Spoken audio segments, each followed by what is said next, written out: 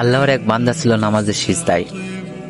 আল্লাহর ডাক দিয়ে বলে, বান্দা, তুই যতই নামাজ পড় আর যতই সিজদা কর, তোর ঠিকানা জাহান্নাম।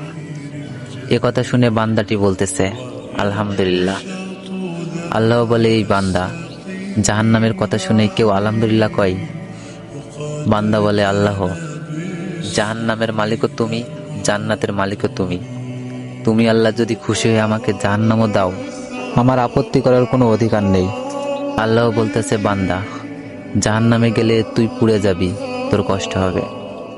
বান্দা বলতেছে, আল্লাহ, কষ্ট শুধু আমার হবে না, তোমারও হবে। আল্লাহ বলে, বান্দা, তুই পুড়বি জাহান্নামে, আমার কষ্ট কেন হবে?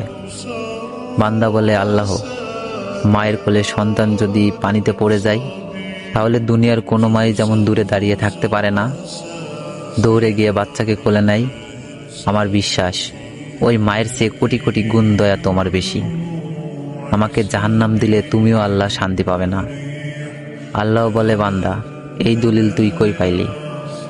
বান্দা বলে, আল্লাহ, আমাদের জাতির পিতা ইব্রাহিম আলাইহিস সালাম তোমার প্রেম বুকে নিয়ে যখন নমরুদের চুলায় পড়ে গেল, তার আগেই তুমি বলে দিলে, আমার দিকে তাকিয়ে দেখো, আমার কলেজা ভরে শুধু তুমি আছো, আর অন্য কারো জায়গা নাই। আল্লাহ বলে, বান্দা, আমার প্রেমের ভক্তি নিয়ে যদি কেউ জাহান্নামেও যায়, আমি জাহান্নামকেও জান্নাত বানিয়ে দিব। সুবহানাল্লাহ।